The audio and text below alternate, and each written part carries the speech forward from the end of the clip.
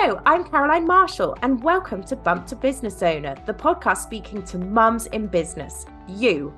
I'll be in conversation with some of the most inspiring women and mothers in enterprise about their journey, how they created their successful businesses alongside raising their children, and what that looks like in work and family life. Hello and welcome to today's episode of Bump to Business Owner. I am your host, Caroline Marshall, and today we are welcoming Erika Brodnok, MBE. Erika is a serial founder and mother of 5 children. She has experienced firsthand the struggles of balancing a career with motherhood. Factor racism, sexism, and maternity discrimination into the mix, and Erika knows sometimes it can feel impossible. As a co-founder and CEO of KinHub, a people performance platform that upskills employees on subjects such as mental health, neurodiversity, and the menopause to increase awareness and team cohesion, Erika believes in creating a fairer workplace for everyone. Erika firmly believes people who create technology are creating the future. But right now, that is leaving people who look like her out of the equation. By improving and supporting diversity in the workplace, we can change how this looks and create a more inclusive and equitable future. KinHub and its founders have been recognised across the media, including Sifted, Forbes, and TechCrunch. And I cannot wait to dive into Erika's story. So welcome! Thank you so much for having me, Caroline, and for such a kind introduction. I mean, it's not kind. As I said before, owner Erika, you have achieved incredible things, and I cannot wait to dive into it because I know you're going to inspire many. So this isn't your first business. What first led you to the entrepreneur life, and what stage of motherhood were you at? I first started a business in 2012. And that was because I was the mother of 5 young children at the time. My youngest was 4 or 5, and the eldest was 15. And I was at that place where I was starting to see that my daughter was being consumed by paper doll heaven, which turned into Star Doll, and my son was really into Moshi Monsters, and it was becoming a little bit of a battle at home to get them off of the screens and out riding bicycles and climbing trees and doing all of the things that I did as a child that I thought would inadvertently be lost if they were sat in their rooms on screens either this size or bigger playing on digital games. And so rather than battling with them consistently, I started to engage them and said, well, what if we created a game that enabled children to balance on and offline play and to kind of really start to think about what they wanted to be, do and have, how they wanted to show up in the world, and how to manage their moods and emotions. And that was the real foundation of the formation of Charisma Kids. And so we together built 5 superhero characters after the 5 children in some respects at my kitchen table, and that became the first business. Those characters each had special superpowers. They were different, and the aim of the game with Charisma Kids was that you played your way around a place called Moodville that had places like Fear Farm and Angry Alley and Guilt Ghetto on the outskirts of town, but you were to play your way to the centre of town where there was Love Lane and Gratitude Gardens and the Happy Hut, and in doing so you kind of started to learn how emotions were transient and you could choose the type of emotion that you felt, and that you were able to feel anger and go and visit Angry Alley, but not live there. You needed to live in the centre in love and gratitude, and then visit wherever it was that you needed to get the tools that you needed to get back to your centre along the way. So that was the first business. The children were massively involved in that. My 15-year-old was the social media manager. My son, who at the time was about 14, ended up doing an internship with one of the large accountancy firms that supported us pro bono, because he had been doing all of the bookkeeping up until the point that they stepped in. And so really engaging and encouraging them to kind of start a business with me was the reason that I did that. And I'd also been displaced from from the role that I loved when I returned from maternity leave a few years before that, after the birth of my last child. And so I was actively looking for something by that point that would enable me to start out on my own, because I just wasn't happy with the levels of flexibility that I was able to achieve within organisations. I was going to say, yeah, back in 2012, that, when you had a 5-year-old by then, so you'd been having your children for a while, and how did that pan out, the flexibility with that? I mean, before we go to your business ownership, which is amazing. I can't believe you started your business with your kids. I think that has given me such inspiration for when the kids are older.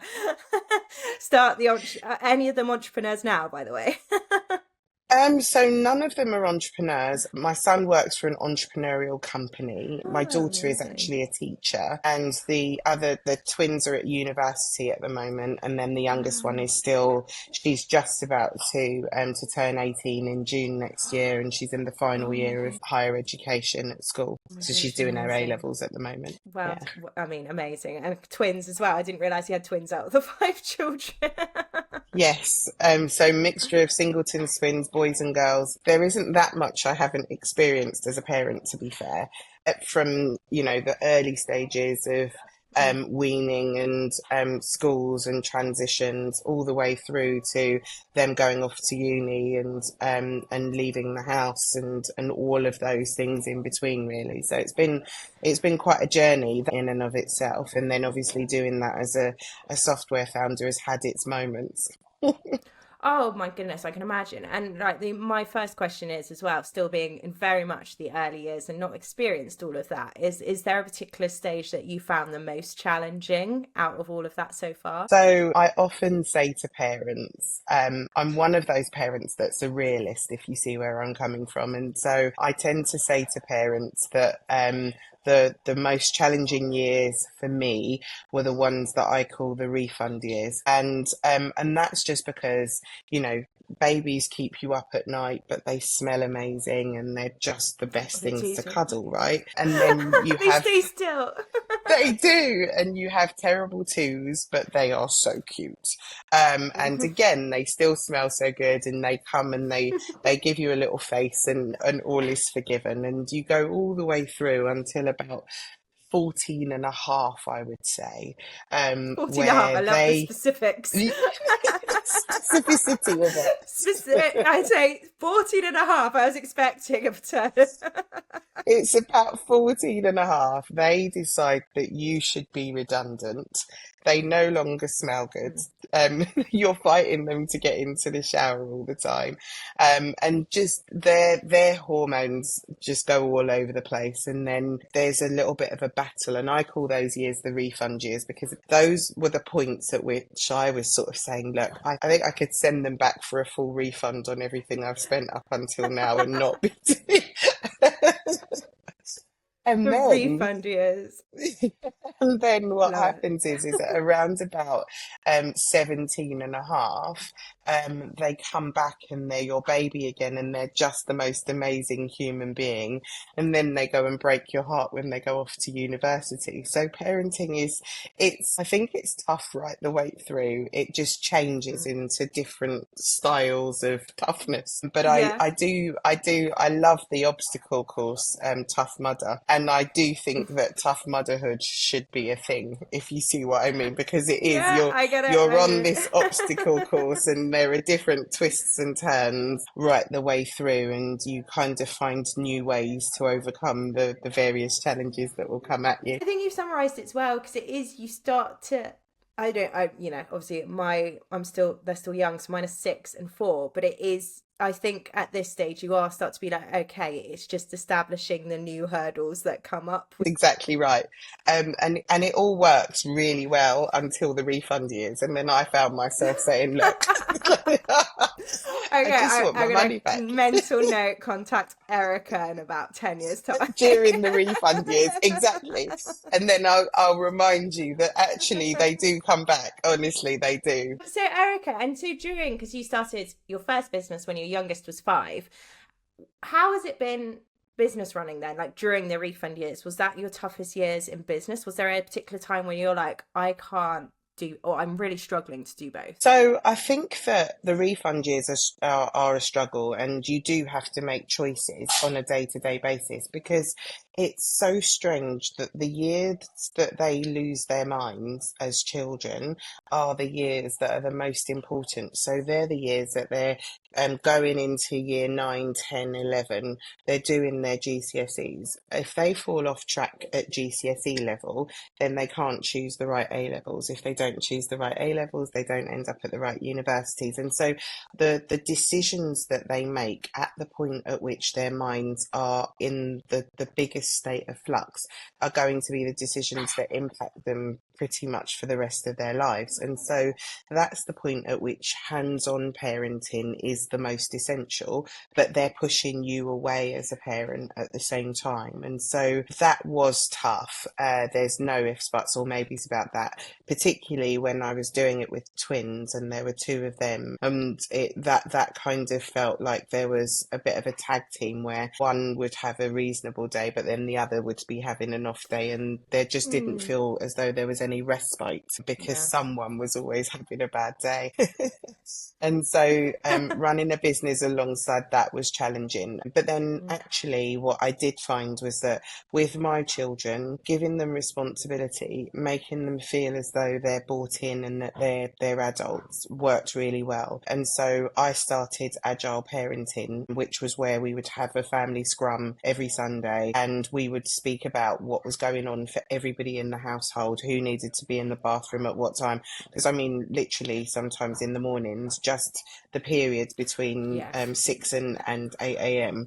would feel like a full-time job in and of itself, just getting everybody scheduled and out of the house. And so things really turned around for me once we started to kind of systemize that a little bit and make sure that everybody knew what they were doing and why they were contributing to somebody else's week and how they were needing to show up for either a sibling, parent or otherwise, or me for the children. And that worked really well for us in terms of us all kind of rowing in the same direction, because we knew what the plan was for the week and how everybody fitted into that plan. So I swear by Agile parenting and have taught a number of parents to kind of integrate that into their lives when I used to go into organisations and kind of run seminars around that kind of stuff. I mean, that makes sense to so many levels. And actually, I've kind of heard a different version of this before, of like, you get some families that are like more parent focused or children focused, and what actually you should be is family focused. So they say, for example,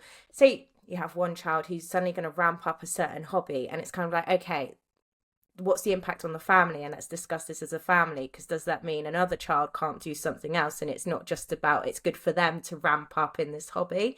And I think that's what this sounds like. So I'm totally going to bring this on board, and I can imagine, especially at the stage they're pushing away from you, it gives them ownership to be like, this week I need it to be about a bit more about me in this family.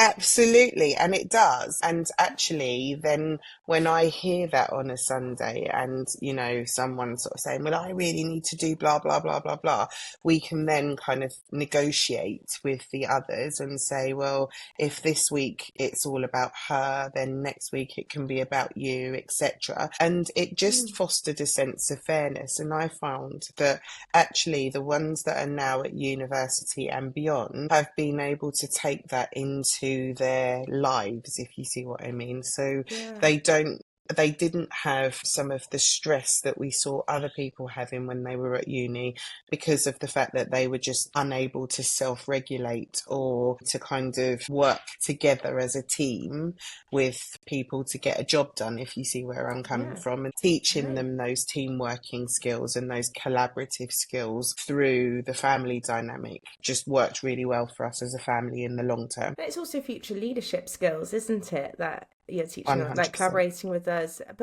And it's so interesting because you often hear, you might be the mum with the most children on this podcast, but I've had women on here that have been from 6 children families themselves, and they've been the eldest, and they're like, that's why I'm a leader, because I had to lead them all. But it actually does teach more fairness of the younger ones learning. It's not always about the older ones looking after them, and vice versa. I can imagine that's such an amazing environment you've fostered with the skills for them there. When it works, it's amazing. When it doesn't work, the neighbours complain.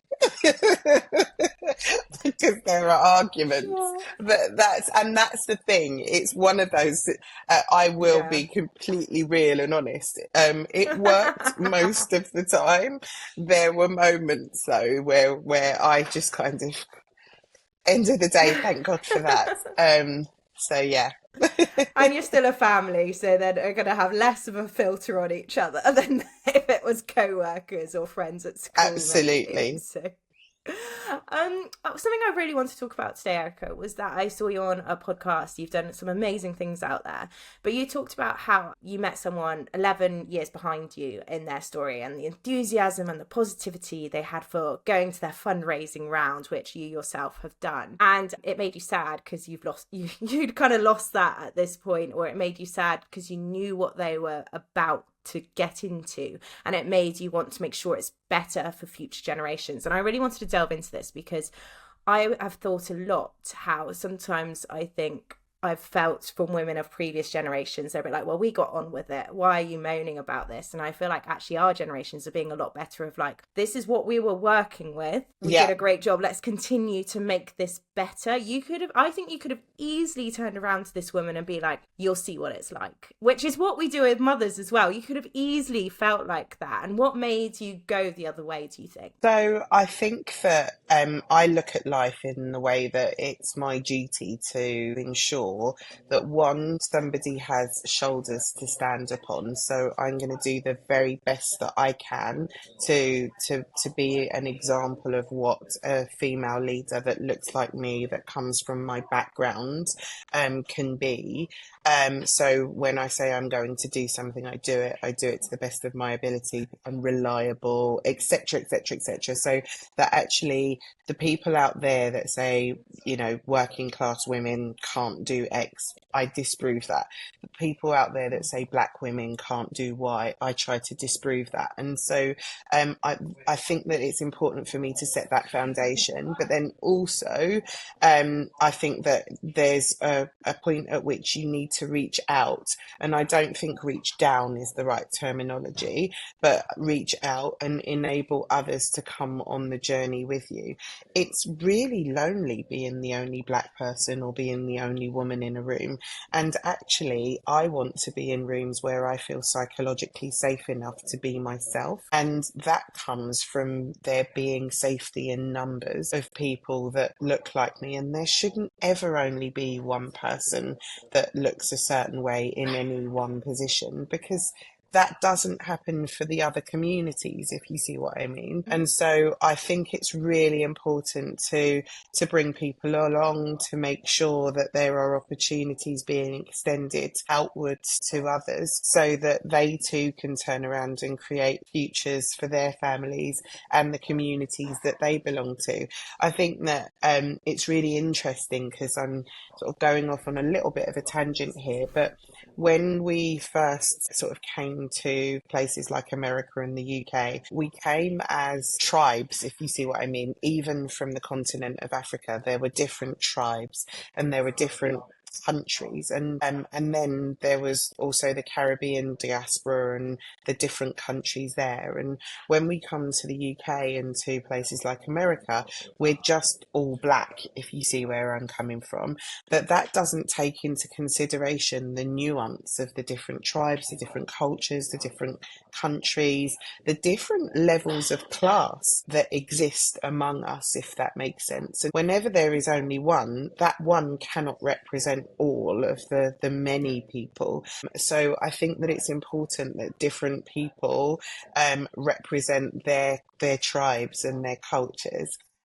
And they're able to kind of reach out to their own communities as well and make sure that we're all given the opportunity to thrive. I try my best to pay it forward rather than put down a ladder or anything like that. It is about just making sure that we're all on a journey towards a brighter future. And so I'm delighted to say that the woman in question that was going on that journey. It's taken her some years. It's been about 5 years since we had that conversation. But at the beginning of this year, she did successfully close a round, and I was one of the angel investors in that round. And it gives me goose pimples to even think about that, because actually what that means is that we are starting to create some change, and we are starting to see the benefits of that change to the next generation. And there's still so much more work to do.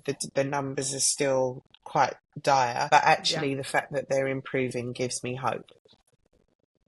Yeah, I think you've got to find that hope, and by having that hope, it means you can pay it forward. Because if you didn't have that hope, that's probably the day we all should retire, shouldn't we? Kind of from it. Thank you for sharing that, because thinking of it, that's your lived perspective and from your background, and to think of it from that way, that you don't represent your tick box, what people might think. You represent one sort of people, you represent one part of that journey, and you can help the others as well through that. And so thank you for sharing that. And I think, like I said, it's 15, from any type of female founders. I think 15% of founders are women. And do you think motherhood and childcare and the infrastructure related to that is so much of why these stats are so low? So I think there are a number of reasons why the stats are low. I think that until we start to create a pipeline for women to be successful, it's an automatic deterrent for other women to turn around and start following this path. Because when you look at the statistics and you hear that all female founded businesses, only 2% of the funding goes to them, and 15% of founders are females, but then you don't see any unicorn female British founders that have been able to truly escape velocity and honestly say that they've made it, it then becomes quite a scary road to travel, because it's like the parenting journey. You don't know what's ahead of you. At least with parenting, we do know some people that have made it to adulthood, and so you know that you've got a chance of I'm being speaking successful. to one right now. I can do this. You can.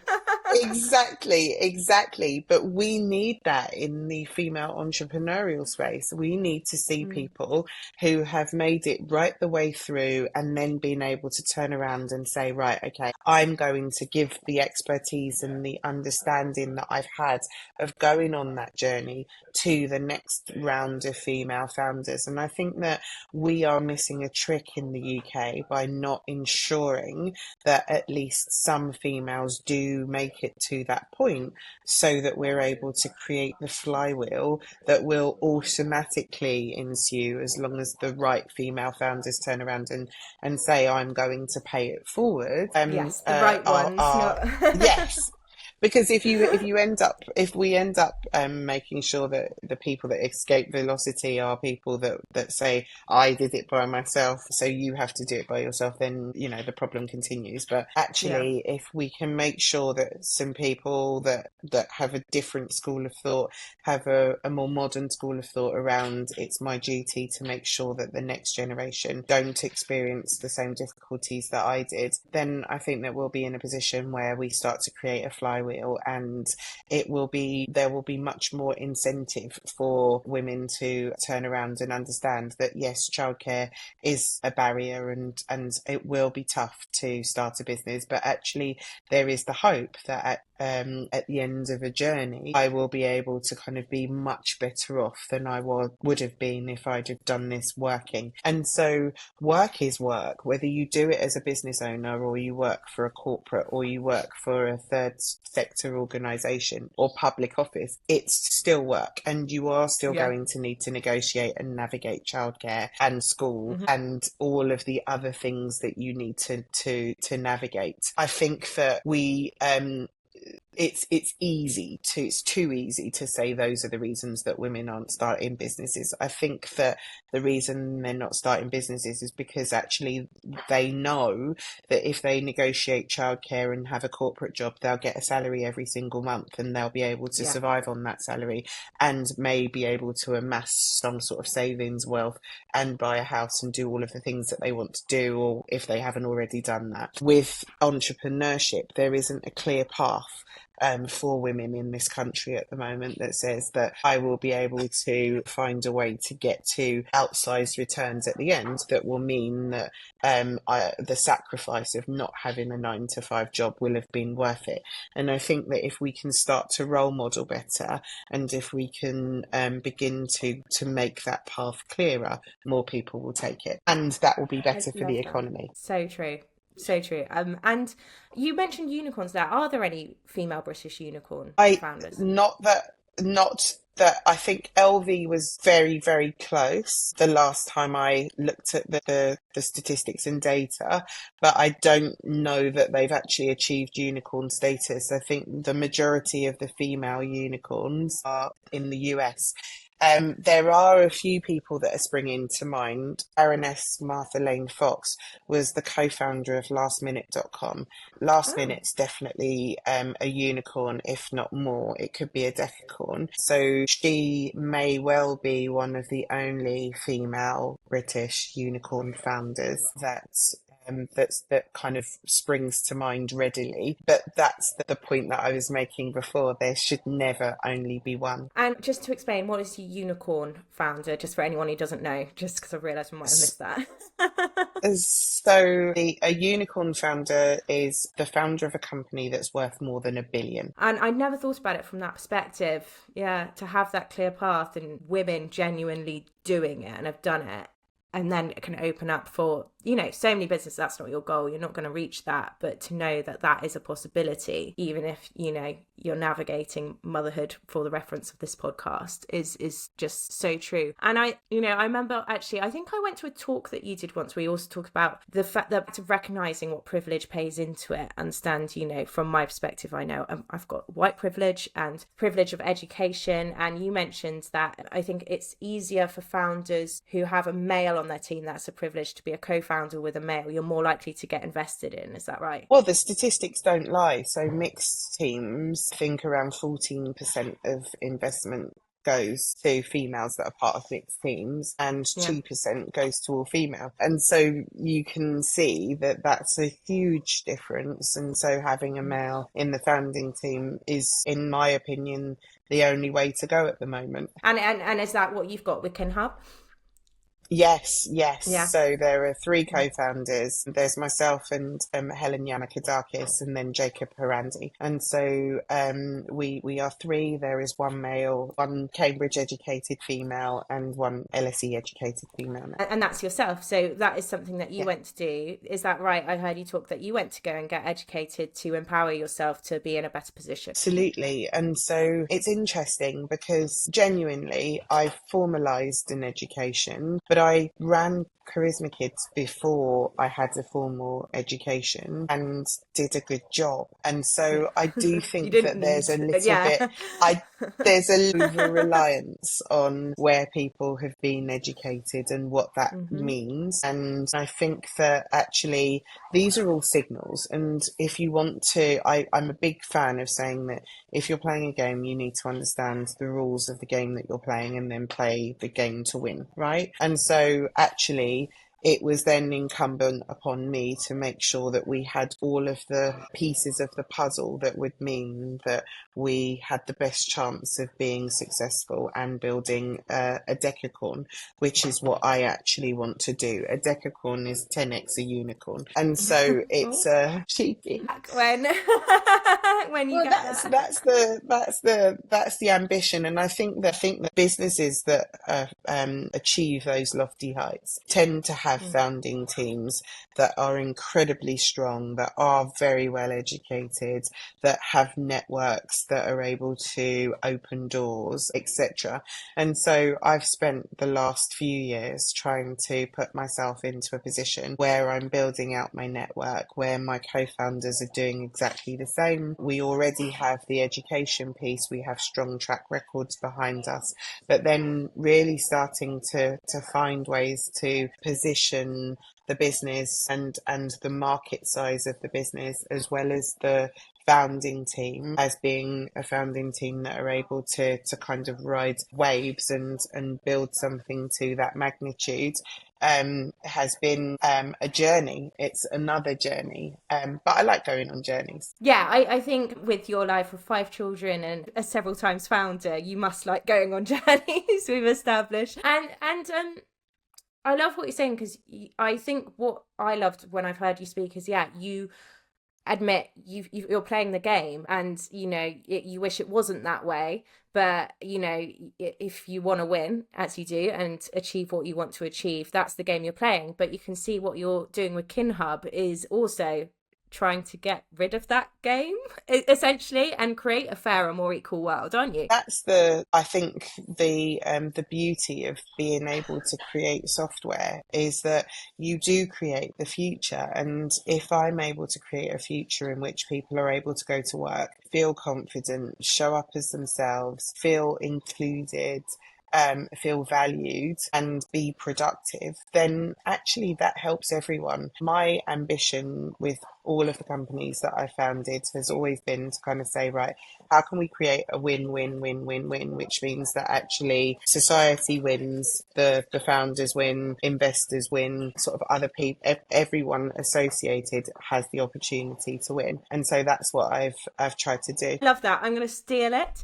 And so do you think now, especially like you talked about, you've got one left at home by the sounds of it, 2 in fantastic careers, 2 at uni, 1 left at home. Do you think you've now got a bit more time to plow into this than you would have done before as well? 100%. So I tend to say that whenever I mention that I'm a mum of 5, I do say to people and caveat with the fact that they aren't ankle biters anymore. One is just coming out of the refund years. So she's 17 and a half right now, which is fabulous because we're friends again. You made it. And so this is the last, and that's the last of the refund years as well. I am on the home straight. Like I say though, the parenting journey doesn't ever stop or get easier. It just changes. Yeah. And so I think that I'm living proof of that. Just ask my dad. He's always trying to say I should be off his hands by now, and I'm like, no, that's never going to happen. So yeah, absolutely. So it does. It just changes. It doesn't stop. So I think that I have different things to manage than sleepless nights or what have you. But actually, sometimes they are sleepless nights because I know that one went to a ball at uni and it's 2 a.m. and she hasn't texted me to say that she had a great time. And then I'm like, oh God, is she back yet? So I'm still being kept up until 2 a.m. It's just not because she's hungry and crying. It's for another reason. So it does. It changes, but it doesn't stop, unfortunately. Well, fortunately, I wouldn't want it to stop. But it does mean that I have more hands on deck and more time to work on the things that I choose to pursue. And KinHub is that thing right now. But yeah, whenever there's reading week, they are supposed to be reading, but I'm always like, well, I've got a presentation to do. Do you think you could just have a look at this PowerPoint or Google Slides as they are now? So yeah, they're always helping me, to be fair. And I love the fact that they're bought into the business, because then it's not as much of a challenge for me to work on the business on a Saturday afternoon after I've done my ferrying around in the morning, if you see what I mean. And I can get them involved in that, and it just becomes much more of a symbiotic kind of relationship. Amazing. Thank you so much, Erika. And there's something I want to ask. We've been theming this series around joy because I've really kind of been on a mission that women are mothers being left behind on just doing small things that bring them joy. Is there anything over your years of motherhood, looking after yourself, that has truly brought you joy outside of the parenting stage? That's just for you, just for Erika. So I've put some of these things into the KinHub platform. I check in with myself on a regular basis. One of the biggest things I learned to do, and I learned this probably in 2008, was to take 10 minutes for myself each day. and just finding that 10 minutes, whether it be in the morning before the children wake up or last thing at night before they go to, after they've gone to bed and before I go to bed. I just need 10 minutes that are just about me and that aren't about anybody else, or that isn't about anybody else, or emails or anything like that. And I'm just able to kind of say, right, this is time for me to just settle and do something that is pleasing to me. So sometimes I'll do a crossword, often I read, and then sometimes I meditate, and sometimes I do something called heart math breathing. But any which way, I always try my best to find, 10 minutes that I can just take to honour me. Amazing. Thank you. That would be really helpful for a mum in the thick of it as well, to remember to do that. And finally, any founders who are inspired by you and want to know more about the game, what are your tips for especially minority female founders who are just wanting to get started? Well, the first tip would be, don't consider yourself a minority, just consider yourself a founder. Because if you go into anything thinking that you're less than or you don't deserve to be there, it's just not the right foot to start on. So then after that, it would be to kind of say, look, how do you want to show up? What do you want? That's my favourite quote from Olivia Pope, who's a hero of mine. I don't know if the listeners of this podcast will have watched Scandal, but Liv Pope was a fixer, and in fixing things, the first thing she always ever asked was, what do you want? And so I think that understanding your why is the most important piece of this journey that you'll go on as a founder. Because actually, why do you want to found this business? Is it because it's a problem that's not being solved? Is it being solved elsewhere, but not quite the way that you'd like to? Is it because you want a life of more freedom? Is it because of, you want to be flexible and work around your children and their schooling? What's your raison d'etre? What's the reason for this being? And then what do you want to achieve? Because actually, not everybody wants to build a unicorn or a decacorn. And if you want a lifestyle business that means that you're able to consult and to do things, that's okay too. You don't have to be on exactly the same journey as me. In the same way that we show up as different tribes and cultures, we show up with different needs and wants as well. And everyone doesn't need to be on the path of, I need to go and get VC funding because I want to build something that scales.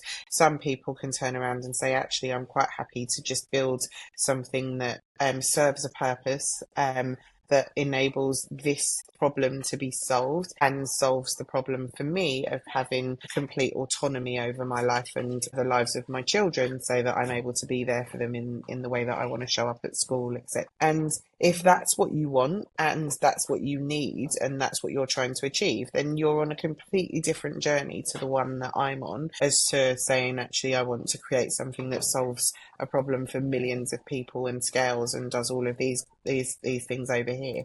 And so really understanding that has to be the cornerstone for shaping the journey that you're going to go on and looking at what the end result is. And then I would say, once you understand what the end result is, find a way to pictorize that, write it down, etc., so that you've always got your end goal in mind, and then take small steps on a day-to-day basis to try to achieve that end goal. It then becomes much easier to kind of say, the thing that I'm about to do now, is it aligned with my purpose or is it not? And then say yes to things that are aligned and no to things that aren't. And if you can make that work, then you're definitely on the right track. I love that. You make it sound so easy as well. Is it aligned to your purpose or not? Actually, I'm starting to try and live by that, because before I would just say yes to most things because they were an opportunity. But now, if they're not aligned to my purpose, then I respectfully decline and then turn around and do things that are going to align to what it is that I want to achieve, or enable me to pay it forward or fulfill some other goal that I have. But if it's not going to, then why are we doing it? Exactly. Erika, thank you so much for joining us today, especially as I know you've got so much going on, so I cannot wait to see what's going on in KinHub. But if people want to find out more about you, where can they find you? So I am on all of the major social media channels. I'm on Instagram and LinkedIn is my favourite, I guess. And I'm just Erika Brodnok on LinkedIn. So please do follow me there or connect with me there. And I'd be delighted to be helpful to anyone if I can. Amazing. Well, thank you so much. And we look forward to welcoming you back once you're not a unicorn. What's the next one? A Decacorn. A decacorn. Cannot wait to welcome you back because I know you'll be paying it forward. I will absolutely be doing so. Thanks so much for having me. Thank you so much for listening to Bump to Business Owner. I hope you enjoyed the conversation. Please do rate, review, follow, or subscribe wherever you're listening. It really helps us to connect with more mums and business owners. You can DM me on @BumpToBusinessOwner on Instagram, and I'll be back next week.